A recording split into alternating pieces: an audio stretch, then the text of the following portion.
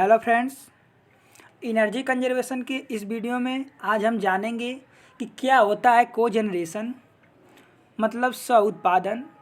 इसके क्या एडवांटेज हैं, क्या डिसएडवांटेज हैं, कोजनरेशन के क्या एप्लीकेशन उपयोग हैं, कोजनरेशन के प्लांट कितने टाइप्स के होते हैं, ये आज हम इस वीडियो में नोट्स के माध्यम से डिटेल जानेंगे।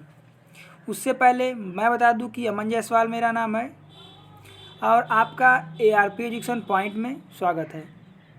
आपके लिए एक ज़रूरी सूचना, यदि आप मेरे पिछले एनर्जी कंजर्वेशन के वीडियो को नहीं देखे हैं तो डिस्क्रिप्शन बॉक्स में उन सभी के प्लेलिस्ट का लिंक दिया गया है, वहां से आप जाके देख सकते हैं। तो चलिए आज की टॉपिक स्टार्ट करते हैं।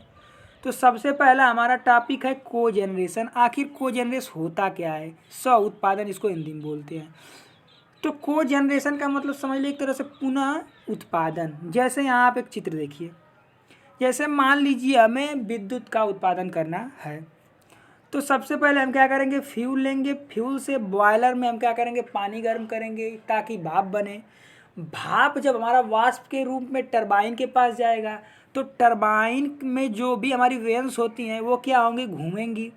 अब वो हमारी जो होती है शाफ्ट से कनेक्ट होती है, तो हमारी क्या होगी, शाफ्ट घूमेगी। और शाफ्ट जो हमारा होता है अल्टरनेटर, ये देखिए अल्टरनेटर इससे कनेक्ट होता है, तो हमारा अल्टरनेटर क्या होता है, घूमता है।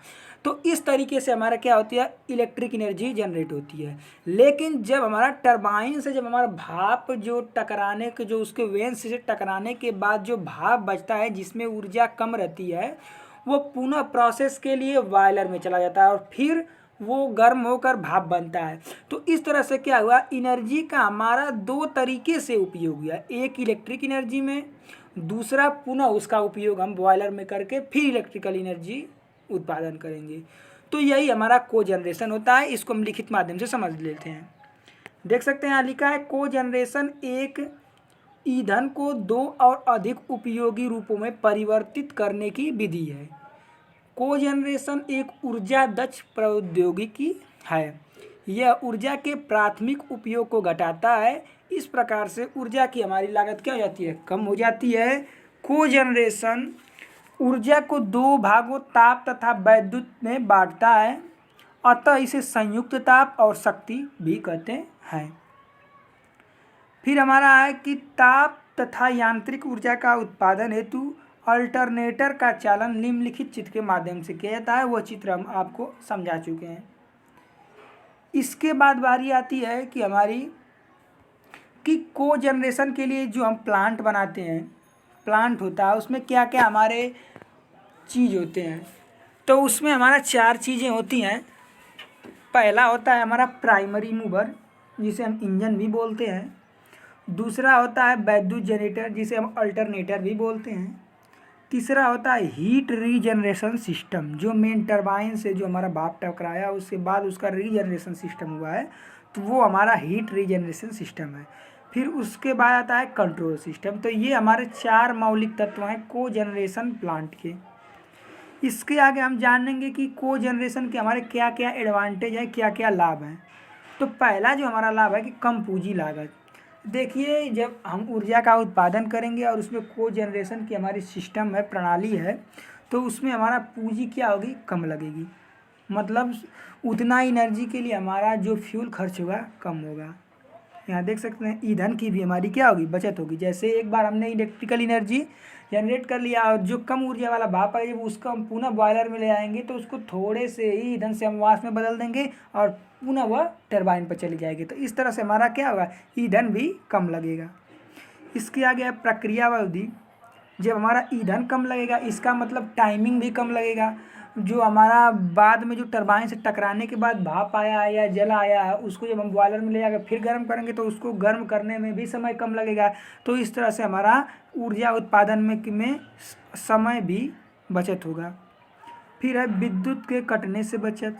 जैसा कि हम जानते हैं विकासशील देशों में विद्युत का कटना एक गंभीर समस्या है, तो इससे क्या दिलाता है, निजात दिलाता है।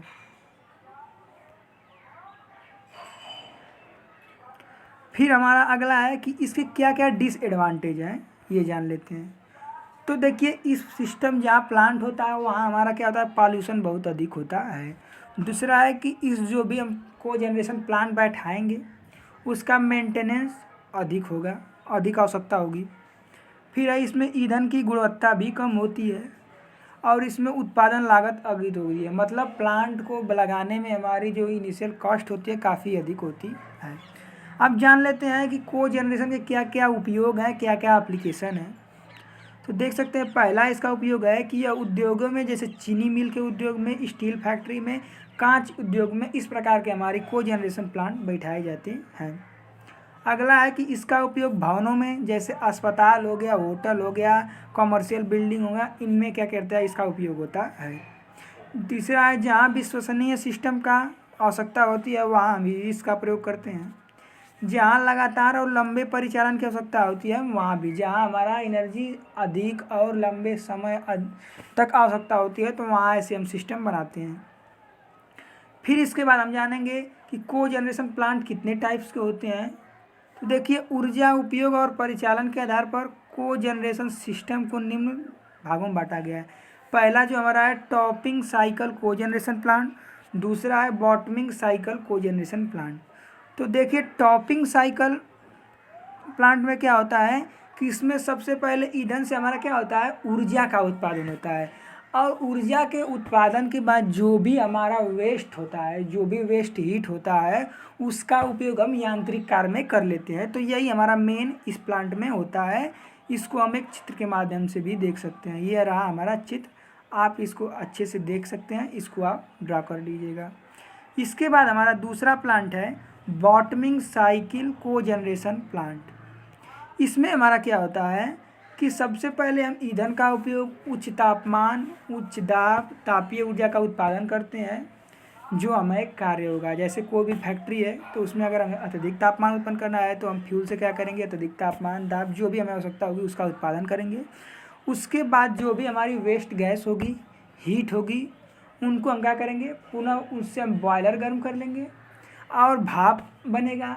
फिर भाप हमारा टरबाइन पर चला जाएगा और फिर हमारा विद्युत ऊर्जा का उत्पादन हो जाएगा। तो ये हमारा सिस्टम किस में आता है, बॉटमिंग साइकिल कोजेनरेशन प्लांट में। देख सकते हैं लिखा है बॉटमिंग साइकिल का उपयोग वहाँ होता है जहाँ निर्माण प्रक्रिया में बहुत उच्च ऊर्जा की आवश्यकता होती है।